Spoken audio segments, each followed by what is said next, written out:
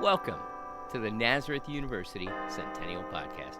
I'm your host, Timothy Nealand, and in each episode, I'll be guiding you through stories of amazing alumni, fascinating faculty, or the hidden history of the university. Today's episode: the story behind the Peace Corps. In this episode, we discover the amazing alumni who joined the newly formed Peace Corps in the early 1960s. I hope you enjoy this special episode of the Centennial Podcast. Several special individuals who took part in the Peace Corps in the early to mid-1960s. First up, we will be discussing some information about the Peace Corps, the story behind its initiation in 1961, and its first expansion in 1963. The story behind the Peace Corps begins in Ann Arbor, Michigan in 1960. Future President and current Senator John F. Kennedy issued an impromptu challenge to the 10,000-some students of the University of Michigan to see if soon-to-be graduates would be willing to spend their time serving their country and spreading peace by working across the world in developing countries. The response was a resounding yes, and as other colleges began to respond positively, Kennedy officially proposed the idea of the Peace Corps during a speech in San Francisco.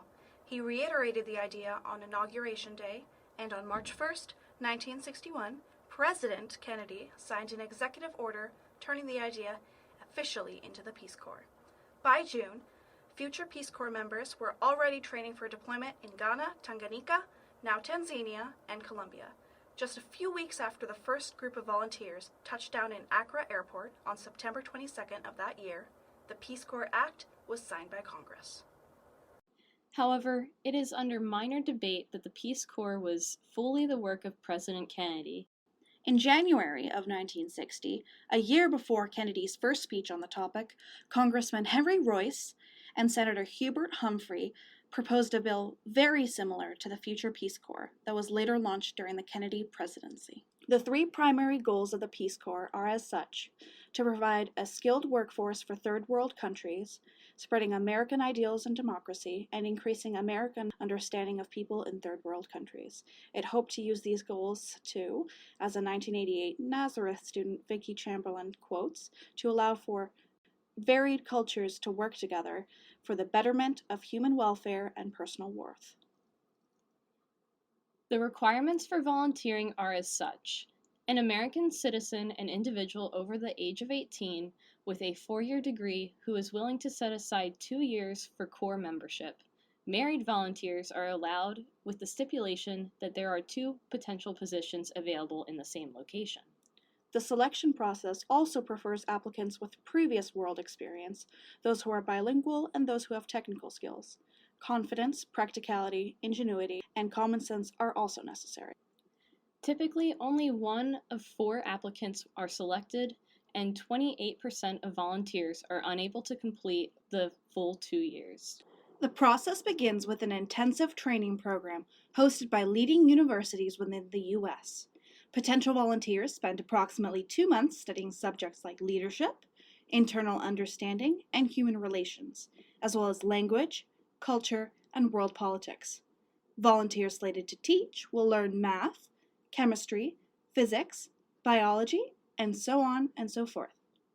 During their training days, volunteers spend 10 hours a day for 6 days a week, priming their knowledge on the Peace Corps' mission, communism, health and medical training, physical training and recreation, language, and technical studies. In fact, one of the first Peace Corps volunteers herself mentioned how difficult the training was. Dolores Ciccone, a 1962 graduate of Nazareth, commented in a letter detailing her experience. I'm home for the holidays, having completed a very rigorous training at UCLA. Sister, it was a tremendous undertaking, but I've gained so much respect for the entire program. So much emphasis was placed on the psychological stability of each trainee, and consequently, 6 of the 54 were selected out at the end of the program. She later added on to her comment in another letter sent on April 6, 1964. I firmly believe that the Corps is hardest on girls. They scream at you in training about on-your-ownness, loneliness, and isolation, but until you're in it, these terms are abstractions we don't experience in America. We've got too much to distract us from the realization of our own being, and finiteness. The Peace Corps is great if it only serves to shock a few lucky people into a truly profound knowledge of themselves as living, breathing creatures of God. The first volunteers from Nazareth include Beth Carey and Marie Sauer, both 1962 graduates like Saccone. Beth Carey, who was also the first to be accepted from Nazareth to train, was placed to teach in Cameroon in September of 1962. Marie Sauer, in turn, spent her time teaching in Nyasaland, now Malawi. The next graduates to be accepted as Peace Corps volunteers were Dolores Saccone, who spent her Peace Corps years in Edem Ekpat, Western Nigeria, and women of the 1963 class, Kathy Chapman in Panama, Laurel Miller, who went to Labuan Sabah, one of the states in the Malaysian Federation, and the future Reverend Linda Lee Dominic, who taught English in Turkey. In 1964, popularity continued, sending several Nazareth graduates, including Tammy Mart, stationed in St. Louis in Senegal, Pat Donahue, assigned to Tunisia, specifically Manzel Bourguiba, Eileen Kane, down in Brazil, and Monica Wickert, who was sent to India. Just a year later, in 1965, several other women from Nazareth had been chosen, including the highly qualified Kathleen Kathy Parker, who was sent to Tabisu in the Ivory Coast of Africa, Elaine de Florio, who taught elementary school education in Manila, the Philippines, Joan Curtin, who was sent to Ghana, Bernadette Deddy Nelson, who taught secondary education in Nyamba, Sierra Leone, in West Africa, and Judith Woods, who was also stationed in the Philippines. The last known Nazareth graduate who volunteered with the Peace Corps was Linda Strohmeyer, a 1966 graduate who traveled to support natives in Ethiopia. By 1966, the Peace Corps had been expanded into many areas, from fisheries to poultry and livestock breeding, public health, home economics and sanitation, music, printing and handicrafts, law, mechanics and engineering, forestry and geology, and then construction and architecture. By that time, between 14 and 16 volunteers over the years had hailed from Nazareth, and several more had attempted to join as well. And in 1967, proud Nazareth alumni Mary Rita Tosqueda was named the director of the Peace Corps Career Information Service. However, by 1968, the popularity of the Peace Corps notably died down. Yet, it is said by James Graham in his article, Living the Peace Corps, that in 1968, Nazareth alumni made up the highest percentage participation in the Peace Corps of any college in the country. While that statistic in itself is impressive, it pales in contrast to the impressiveness of the stories told by these Nazareth Peace Corps volunteers. These stories that you will now hear were written during each of these Peace Corps volunteers' time abroad, sent via airmail all the way back to Sister Magdelen LaRow at Nazareth College. These 1960s Nazareth volunteers were spread across the globe, and like their training suggested, several were situated in remote areas. In her letter received in April of 1964, Dolores Saccone described the beginning of her experience as, I am in what you might call a remote area. The nearest town is 4 miles away, and although I am situated in a village called Edem Ekpat, I still haven't found even a cluster of houses that might stand for some kind of settlement. The compound is only 2 years old, and there is a feeling of newness, growth, and enthusiasm all over the place. But others' experience was a little less rural and in more populous areas. Linda Lee Dominic described Coram, Turkey as, the town is situated in a valley and surrounded by mountains, a beautiful sight in all directions. The commercial areas, to me, are the most fascinating, as everything of a kind is in one spot. You go to one street and find the coppersmiths, another for the carpenters, and a third street allows you to do your meat and veg and fruit shopping. These streets are old and narrow paved with rough stones, and you've got to step lively to avoid tripping and keep dodging wagons and donkeys. Coram is peaceful and quiet, as I doubt if there are many cars and people walk or take a carriage wherever they want to go. The residential areas are quiet, with nice gardens and only the sound of children playing to break the silence. By contrast, the commercial area is a beehive of activity with noise and movement all the time. One topic that left the volunteers astounded was the scenic beauty of their locations. Beth Carey, one of the first volunteers from Nazareth, commented on her locale in Cameroon in a letter dated October 22, 1962.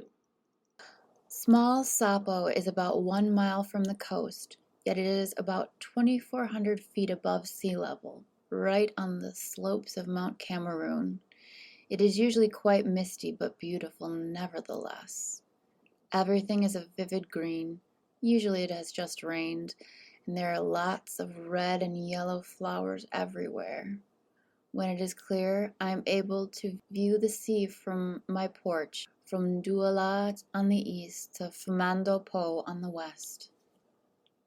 It really is an overwhelming sight, especially at dawn, when Fumando Po reflects the red of the sunrise, and at sunset, when the sun goes behind the mountain, which casts a purple silhouette across the sky.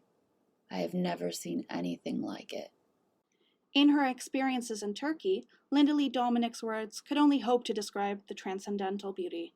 She described the change of seasons in November of 1963. Fall is pretty here in Turkey, with the same kind of bite in the air, only sharper when the wind is from the Black Sea. The sky gets very blue after the morning haze clears, and the clouds make shadow patterns on the mountains. The leaves are turning, and the colors seem to be more muted and softer, with more golds and yellows to show against the brown and tan of the dry earth. The mountains around Coram are treeless, so the only vegetation is that planted in the town. I expect that once we have a frost, the park across the street will color up quickly.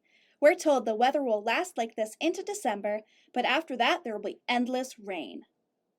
By 1964, Dominick reminisced fondly of Turkey, stating that, "The city of Izmir was my base of operations, Turkey's port on the Aegean. The Aegean. Oh, what beautiful memories that world recalls, of palm trees, orange trees, white ferries, a blue-green expanse, silver fish, and myriad smells. The city itself is situated at the foot of green hills covered with olive and fig trees and has the bay before it." Linda Lee Dominick mentioned her change of residence as she traveled around Turkey on January 24, 1965, specifically describing the beauty of a coastal town that used to be an ancient Greek port town. My roommate and I arrived in Ivelik on September 24th, whereupon it rained for the next 4 days. Hardly what you'd call an encouraging start. But then the sun came out and I fell in love with the place, and for weeks we sat on the balcony and asked ourselves what we had done to deserve what we consider the best PC site in Turkey. Ivelik is a little coastal town of 16,000, 2.5 hours north of Izmir, the Aegean port city. The plain slopes gently to the sea, forming a small hill against which the houses are set and the compact cluster of the town is arranged. The town is a narrow stretch against this hill and extends along the coast for 10 kilometers. We are faced by a small island, reached by a motor launch in 10 minutes, and this former sheltered harbor. The town is a painter's delight, for it is a riot of color, the green of the pines, the softer green of the olive orchards, the ever-changing blue of the sea, and splash of pastels and deeper colors of the houses. Within their placements, many of the volunteers traveled within their countries, like Dominick, and others took on various jobs besides what had been originally set for them. Beth Carey, in particular, spent time teaching in a newly established teacher training center, but later was placed in a hospital with a fellow Peace Corps member, Mary Ann. In a letter sent January 7th, 1963, Beth wrote, Working in the wards is where one really gets to know the people. We work in the same ward for a week, so we become quite close to some of the patients. They are very friendly, appreciative, and love teaching us. Marianne became a little too enthusiastic about learning, and one of the patients accused her, "You do talk plenty, you do work small." Another thing about the hospital that is great is that they invite us to all the operations. So far, I've seen a cesarean birth, a natural birth, a hernia, the removal of an ovary, and a tumor removed. Marianne has also seen a steel splint placed in a leg bone that was fractured. It is so interesting. I would like to see the comparison between the way they do things here and at home. Others' experiences may not have been as graphic, but health was certainly a topic of concern amongst PCVs. Beth Carey, in a letter that was published in the Gleaner, did not scare away from assuring potential PCVs of the status of their health. In case any prospective PCVs are worried about their health, Marianne and I, as well as the other PCVs, have found Africa to be very healthy. I do think our group has been particularly lucky, however. We are able to get plenty of native beef, which is fine to eat, as well as liver. Occasionally we buy chicken, but it's quite expensive. Incidentally, you buy the chicken alive and let it walk around your compound for a couple of days and then kill it. There are plenty of native pineapples, grapefruit, avocados, and oranges. Most of our vegetables are imported, however. Eggs and milk are bought at the farm. Michael bakes our bread, so you see we have everything. Just as one might expect, different countries meant different foods. Kathy Parker, in particular, was lucky enough to not worry about cooking her own meals after her daily work. She described how. Having a cuisinier cook has helped our eating habits immensely. Spending 10 hours a day in the village and having to arrive home and fix a meal, we would never eat right. On the contrary, we have been thriving on fresh vegetables and fruits from the Buarque market. Fresh fish delivered twice a week. Beth Carey's experiences in Cameroon involved many trips outside her usual post. We have been to the coast many times. The road from Tikal to Buya is simply out of this world. You are climbing the mountain constantly, and at the same time passing through banana plantations, palm tree plantations, and tea plantations. There are flowers all along the sides of the road, which often compares with the French roads. There are always many men, women, and children walking very stately with their loads on the top of their heads. They carry saws, logs, bananas, a bottle, bread, cocoa yams, and anything else you can imagine. Most of the women have tiny babies on their backs who fall asleep on the way to the market. Beth also took the time to detail the marriage process in Cameroon. Engagement is quite a process here. It is more of a social contract between families. A bride price has to be settled and how it is to be paid. Also, there are formal ceremonies which must be held. All of this takes many meetings and palavers. Everything in Africa is done softly, softly. As to be expected, however, not everything was sunshine and rainbows. Kathy Chapman, who was stationed in Panama, commented on the political environment after the anti-American riots in Panama and her experience in a letter posted to the Nazareth Gleaner in April of 1964, from which there are several quotes. According to the New York Times, we have just survived the PC's first trial by fire. I'm sure it's far from over, though.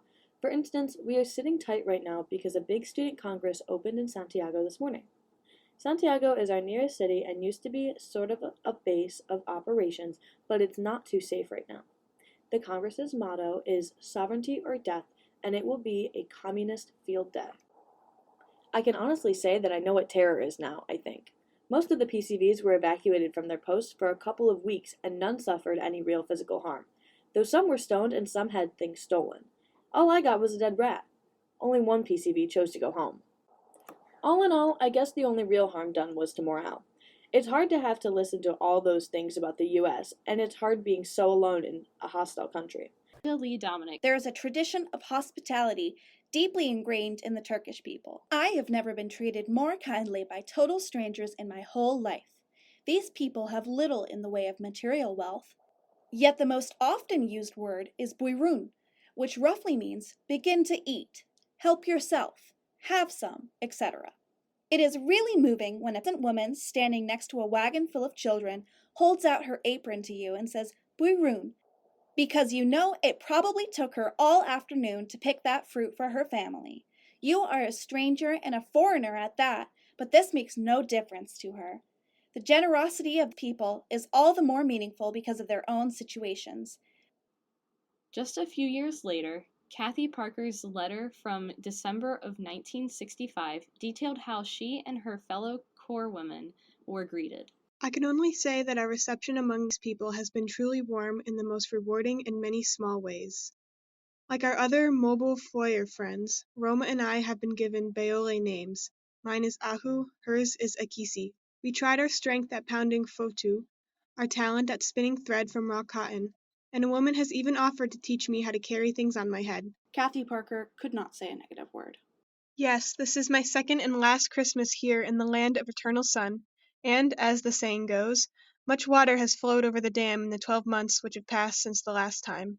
The letter cannot suffice to relate all of my experiences. At this point, I do not feel like the tired, ragged volunteer on her last leg, but rather I love to Bisu more than ever this year, and have found that friendships have truly started to blossom.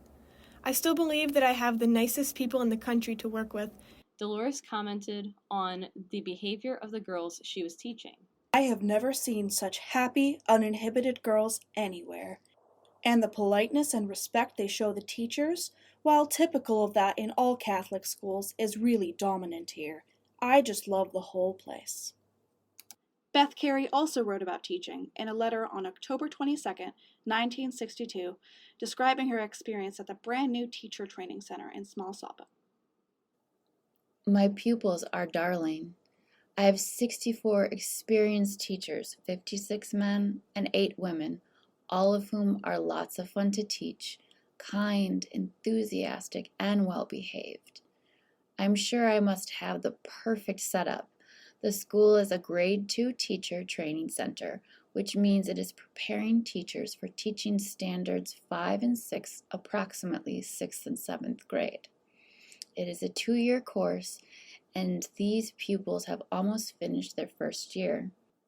They are our only pupils, as this is the first year of the school's existence.